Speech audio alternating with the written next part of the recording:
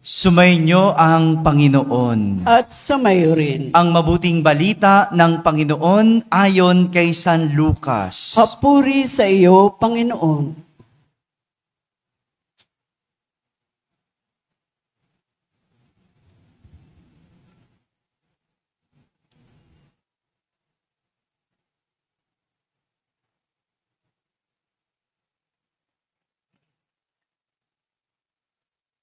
Noong panahong iyon, tinanong si Juan Bautista ng mga tao, "Kung gayon, ano po ang dapat naming gawin?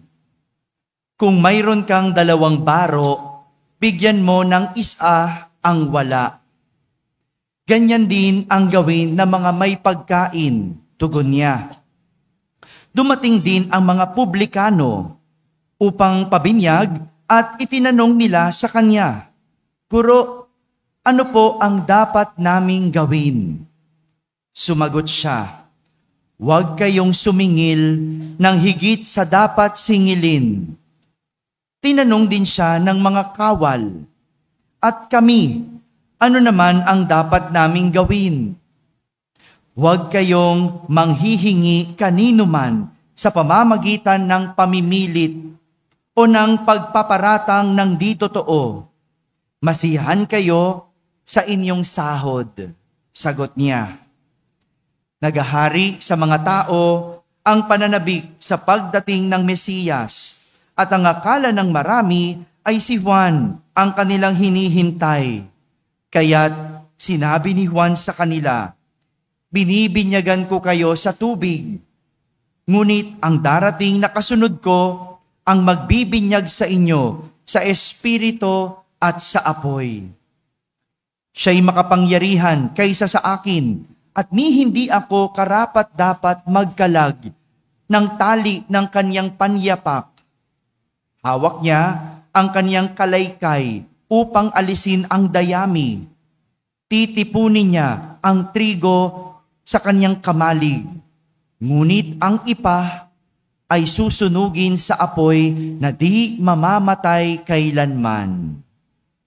Marami pang bagay ang ipinangaral ni Juan sa mga tao sa kanyang pagpapahayag ng mabuting balita. Mga kapatid, ang mabuting balita ng Panginoon. Pinupuri ka namin, Panginoong Hesukristo. Magsiupo ang lahat at makinig sa homilya. Isang magandang gabi po sa inyong lahat.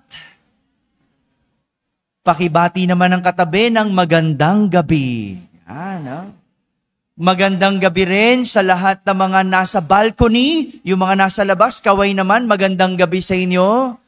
Sa lahat ng nasa orchestra, dito sa ating tagiliran, magandang gabi. Magandang gabi rin sa inyong mga nandyan, sa lahat ng mga nasa barangay na nakakapakinig ng ating banal na misa, sa lahat ng mga nasa tahanan na nagsisimba via online, sa lahat ng nasa abroad, sang magandang araw po sa inyong lahat. Unang simbang gabi. Sabihin nyo nga po, simbang gabi. Una. May pangalawa kaya? May pangatlo? May pang-apat? Meron, pero kayo nandoon? Ngayong unang simbang gabi, ang ating unang araw din ng pagnonobena para sa mahal na Birheng Maria. Siyam na gabi tayong magdadasal at magninilay bago dumating ang araw ng kapanganakan ni Jesus o ang Kapaskuhan. Kanina, bago tayo magsimula, sinindihan natin ang ikatlong ilaw o ikatlong kandila sa korona ng Adbyento na sumisimbolo sa kagalakan. Sabihin nyo nga po, kagalakan. Pakitingnan ng katabi. Mukha bang may galak?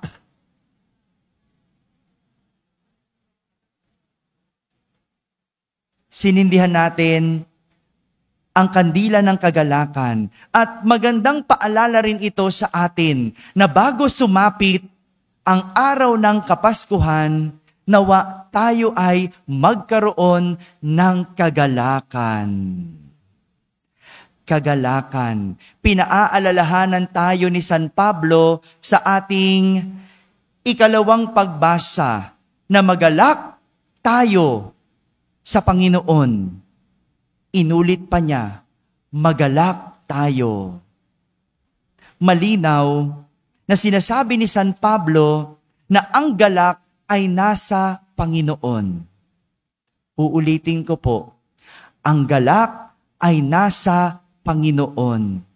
Wala ito sa mga bagay, wala ito sa tao, o wala ito sa pangyayari o karanasan. Ito ay nasa Panginoon. Hindi ito tulad ng kasiyahan. Ano pong Ingles ng kasiyahan? Yes, happiness. Happiness. No? Ibig sabihin, galing sa salitang happening. Yung salitang happiness ay galing sa salitang happening. Ibig sabihin, saya galing sa happenings. Ano ibig sabihin ng happenings? Mga kaganapan sa buhay. Yung saya nakabatay sa kaganapan sa buhay. Nakabatay sa paligid. Kaya nga, yung iba, masaya o happy pag may pera. Tama ba? Pakitanong ang katabi, happy ka ba? May pera ka ba?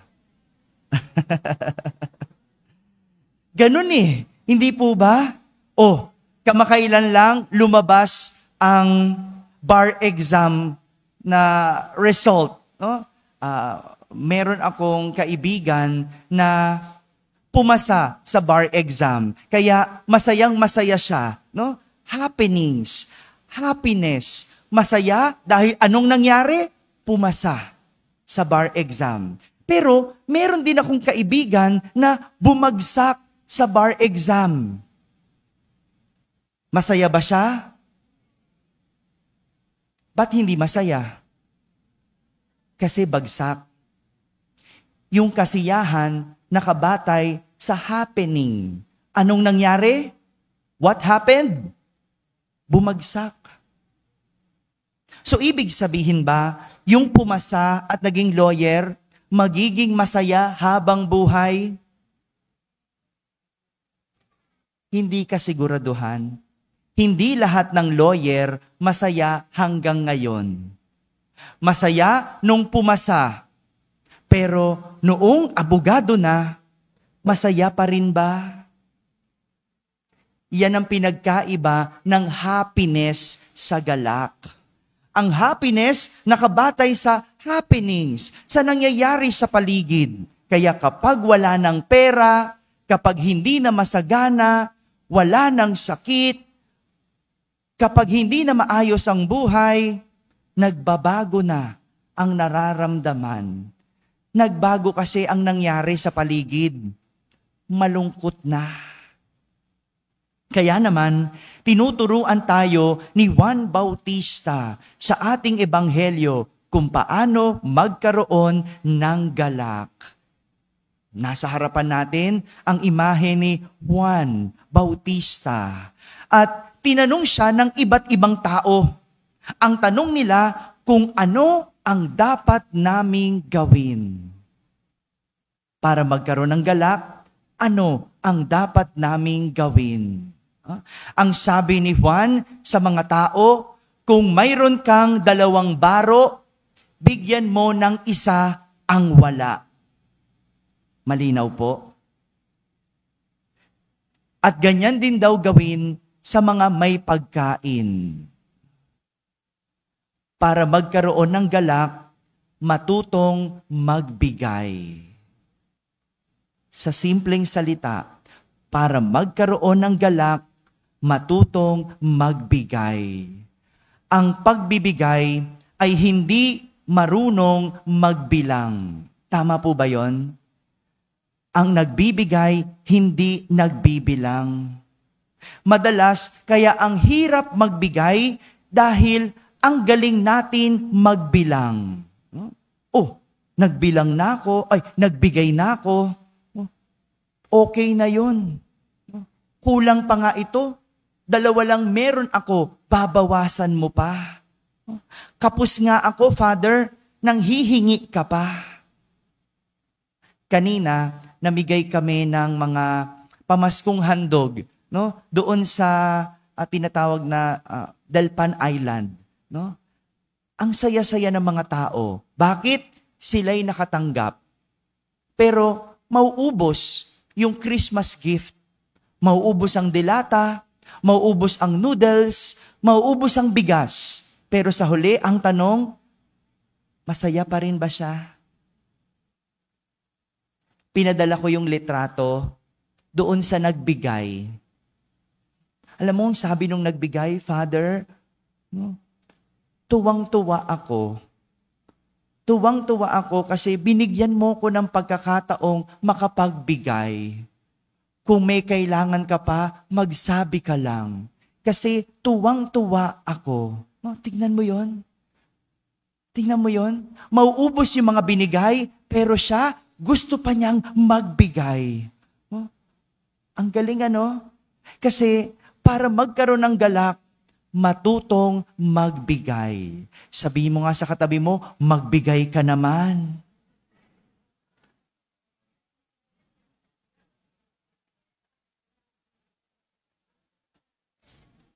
Anong sagot?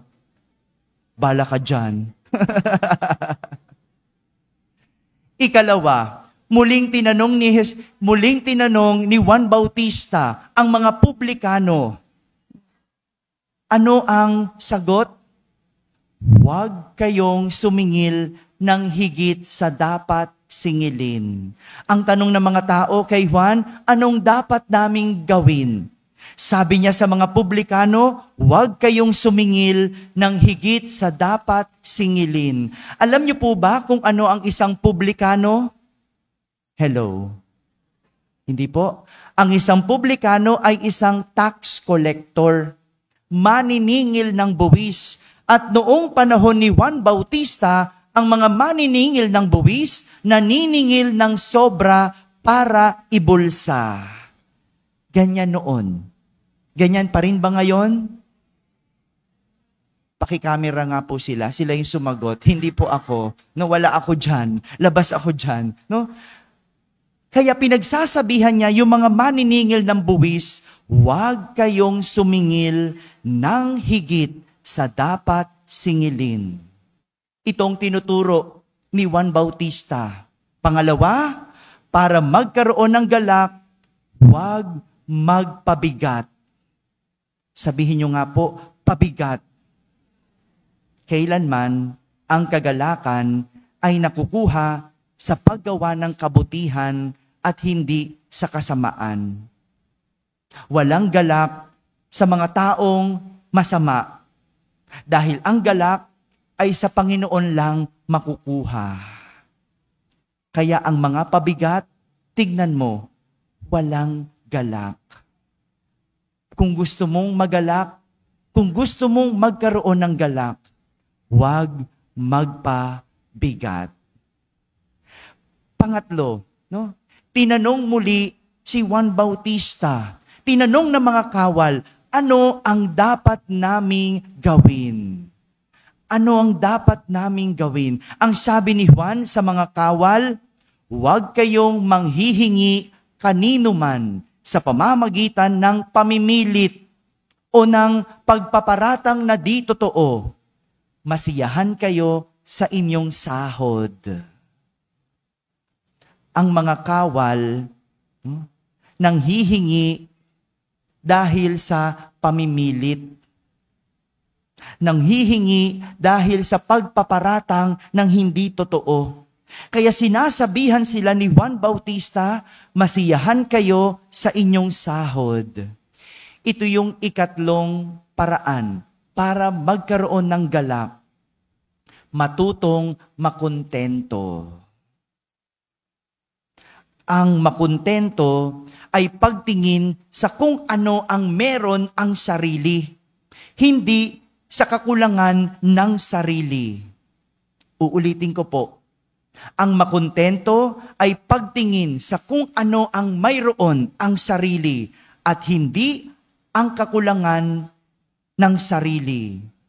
Kaya nga, may mga taong abusado ay dahil may mga taong hindi marunong makontento. May asawa na, naghahanap pa ng iba. Tama? Hindi kasi marunong makontento. May sweldo na, nang hihingi pa. Tama? Hindi kasi marunong makontento. May sweldo na, may tinatanggap na, nangungurakot pa. Tama? Hindi kasi marunong makontento. Ang taong marunong makontento, marunong tumingin sa kung ano ang mayroon ang sarili, hindi sa kakulangan ng sarili. Hindi ka magkakaroon ng galak kung hindi ka marunong makontento. Mga kapatid, ano nga muli yung tatlong paraan para magkaroon ng galak? Una, matutong magbigay. Sabihin nyo nga, magbigay. Pangalawa, huwag magpabigat. Pwedeng bumigat, pero huwag magpabigat. At pangatlo, matutong makontento. Sabihin nyo nga po, ang galak ay hindi saya. Ito ay biyaya. Hindi ito natatagpuan sa mga kaganapan sa buhay, kundi sa kaganapan ng kabutihan. Para magkaroon ng galak, maging mabuti. Amen? Amen. Amen.